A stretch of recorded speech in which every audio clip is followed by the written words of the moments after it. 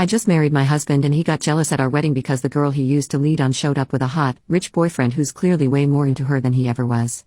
I, 25F, got married to my husband Jim, 24M, a week ago after dating for 2.5 years. Jim has a friend called Misha, 22F, who was invited to the wedding. He and Misha have known each other since high school and were close friends, and Misha had a very obvious crush on Jim from what he and others who know them have told me. Jim told me this after I met Misha for the first time and confessed that he leaned into her crush and led her on throughout their high school years and for a little while after, before we got together because he was struggling with his mental health and he really liked her attention. He seemed genuinely guilty about all of that because he thought Misha was a nice girl and a good friend, and because he showed guilt I didn't feel the need to bring it up or argue about it despite thinking it was a crappy thing to do.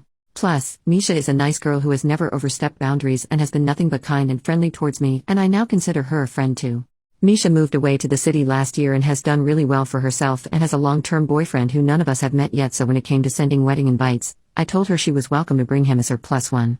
The first red flag came when Jim was weirdly resistant to the idea of Misha bringing her boyfriend, but he excused it on being concerned about the number of guests we invited and the matter was dropped. When the wedding day came, Misha showed up in this beautiful dress, nothing inappropriate for a wedding, and with her boyfriend on her arm, who I'll admit is a very handsome guy, think a Kit Harington type.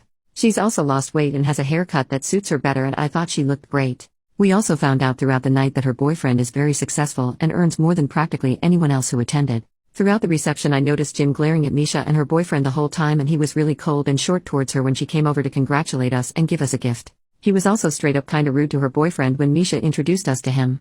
When his mom, who's always known and liked Misha, mentioned that she was glad Misha found a great guy and praised her boyfriend for being so nice, Jim snapped that, at least she won't be desperate, and hung up on me for the rest of her life, which I thought was cruel and uncalled for, but I didn't challenge him because I didn't want to argue at my wedding, despite the fact that he frankly sounded bitter. The whole thing has left an awful taste in my mouth, and I can't help but think that Jim got jealous that Misha has found a guy who's honestly quite a catch, who she's clearly very in love with and is now completely over Jim. Edit to add, after getting some private messages from people, I decided to go through his phone while he was napping after work, and needless to say this marriage is over. I'll post a real update when I have sorted everything out. Update, 8 days later. Hey everyone, I'm posting this here because I said in my last post that I would update when I was able to. Pretty much the day after my original post, I got some private messages from people suggesting that I go through my husband Jim's phone to see if he and Misha were truly just friends before this, and that nothing romantic happened between them that would explain his reaction at the wedding. He always takes a 45-minute nap after work, and so I used that as my opportunity to swipe his phone from where it was charging on his desk so that I could look through it. I've seen him put in his passcode a ton of times, so that wasn't an issue. I didn't find anything in his texts with her, but I know that Jim goes on Instagram a lot, so I checked there too. The immediate red flag was that he'd used an app lock that required a passcode to access Instagram, but the dumbass used the same passcode that he uses to unlock his phone, so I got into that right away. It's his birth year, go figure. And what would you know? I go to his messages with Misha and find messages from him the morning after our wedding telling her how beautiful she'd looked that night, how much he'd missed her, how he felt that her boyfriend being there spoiled his opportunity to catch up with her, and that he was desperate to meet up with her. Misha never replied to these messages, and he sent some more to her later that day. I won't get into what he said because they were very personal insults that were frankly just gross, but just think about the kind of stuff you would read on that nice guys subreddit. Misha left him on read, and when I clicked on her account it appears that she's blocked him. I scrolled through their messages quite far back, and I believe nothing romantic has happened between them. I wish that was all, but looking into his other conversations on Instagram, I found that he's been messaging other girls on there. They seemed like aspiring Instagram model types from our area. Most of these conversations were just him shooting his shot and getting left on read, but others had evolved into flirting, and 2 of them resulted in naughty texting. And the most embarrassing part of all? The exposed pictures he was sending to these women weren't even of him. I know what his body looks like, and he doesn't have chiseled abs and isn't that well endowed. I think he must have found a man's profile on some adult website and used those pictures, just cropping the face out. These 2 conversations happened in the past 6 months.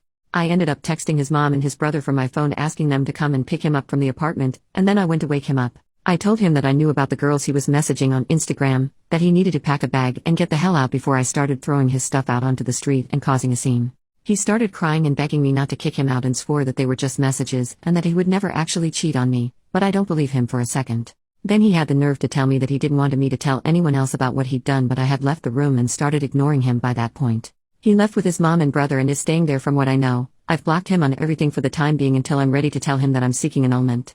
Thankfully where I'm from, you can get one almost no questions asked as long as you haven't been married for longer than 30 days, and I've already looked into the process. I haven't really left my apartment at all this week, and I've been calling in sick to work because I don't feel like I can face people. I'm just so embarrassed that I've wasted over 2 years on this man and that I married him in the first place. I don't feel like I can even talk to people about this, So posting here has helped, and I'd like to thank you all for your kind words, advice, and support.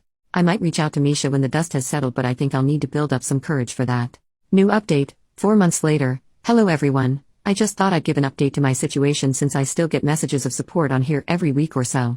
You'll be glad to hear that I was able to get the annulment and I didn't have to go through a messy divorce with Jim. I struck an agreement with him that I wouldn't tell a soul about his cheating or what happened with Misha and would leave him alone forever if he agreed to the annulment and got it over quickly. I did end up sticking my end of the bargain, but it ended up not mattering because it turns out his brother is quite the gossip and let the cat out of the bag over Christmas after getting into an argument with Jim while drunk. A lot of Jim's family were pissed and asked for the money they contributed to his half of the wedding fund back, and some of our mutual friends have cut contact with him.